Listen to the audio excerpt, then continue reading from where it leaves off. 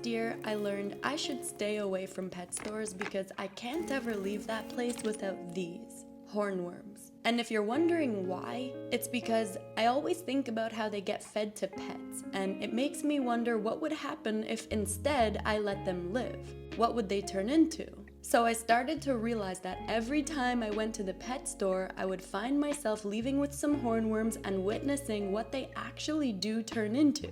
And each time, it was a crazy transformation to say the least. So finally, after the last one I rescued and helped hatch, I told myself no more going to the pet store. And that's what brings me to this story, because about 10 weeks ago, I guess I realized that rule I made about not going to the pet store anymore kind of backfired and ended up basically finding me. And if you're confused for good reason, then allow me to explain that one day all those weeks back, I found what I initially thought was a snake crawling around the garden until I looked at it a bit closer and realized this is no snake. This is a caterpillar with a horn, and the only thing that could mean is that it's a type of hornworm. And immediately I was like, oh no.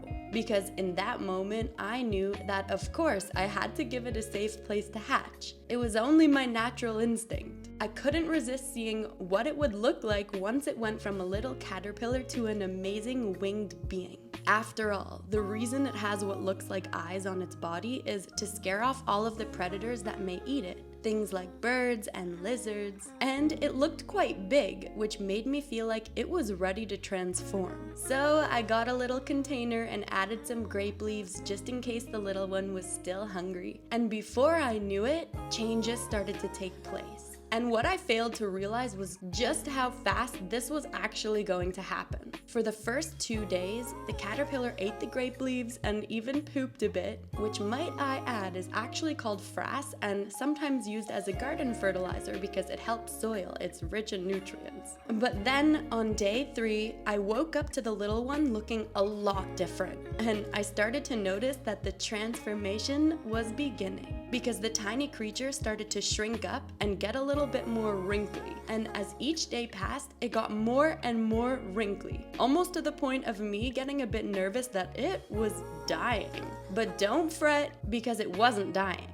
It was just starting the metamorphosis. And by day 5 and 6, I knew it must have been getting ready to shed its final round of skin. And I was excited because in just a few days, that meant it would emerge as a pupa. And I was right, because the very next day, I woke up to huge changes. The little one looked totally different. It shed its skin and morphed into a pupa. And this is the stage right before it hatches into a flying hawk moth. So I started to research what this little one could even be. And I realized that once it hatches, the wings could very well be pink. And I had never seen pink wings before on a moth, so now I was really excited. I thought the whole process would take around at least a month, so I was pretty shocked when it had only been 1 week and so many changes were happening so fast. And I couldn't wait to see what it was gonna look like in its adult form. So the waiting game begun for hatching. It was especially hard because I didn't know if it would emerge or not,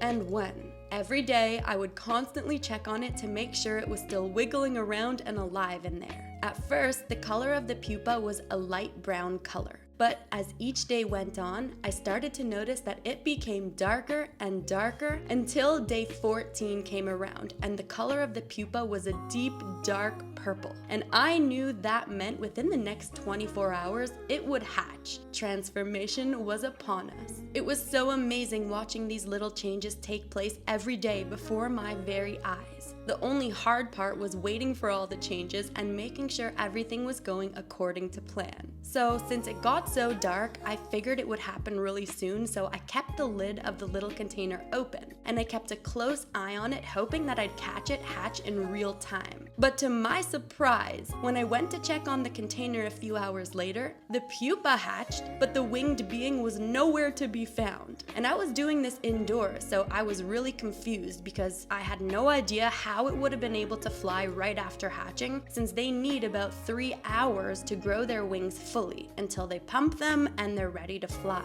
And I couldn't believe I missed the hatching. But in that moment, my search for the little guy began. I searched everywhere in my house, high and low, thinking what I would do if I didn't find it at all. Until, about 20 minutes into my search, I looked at the bottom corner of one of my dressers and noticed it almost camouflaging into the dresser. And luckily, I found our little friend. Woo, I could wipe that sweat off my face knowing that now I finally found it. So I extended my finger out and it immediately crawled on, and it stayed for a while as I admired its beauty. So far, I couldn't see any pink in the wings, but I knew that once it extended its wings to fly, then maybe we would be able to see some pink, if I did my research correctly. So after a while, I took it outside and we kind of just hung out as it prepared itself to fly into the unknown. This is why I love hatching these creatures, because it's like they know you helped them hatch and they feel safe with you. They trust you. They don't sense any danger with you, and they'll fly away, but then they'll come back to you as if they want to be some sort of house pet.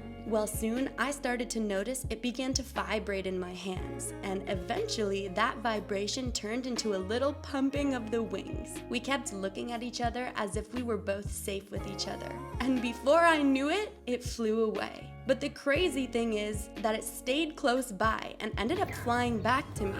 And when it flew for a second time, I couldn't believe my eyes, because remember when I told you that this was the moment we would find out if it had pink in its wings? Well, as soon as it started to fly the second time, I noticed that underneath its wings there was a beautiful bright pink color. Absolutely astonishing. I wanted to freeze this moment in time. And as sad as I was to say goodbye, this was one of my favorite moments, because I got to help this tiny creature hatch into a beautiful adult moth. It's amazing to see what things come to you when you actually say it out loud. And I guess it made me realize that there's no need to ban myself from the pet store, because inevitably it'll keep coming to me.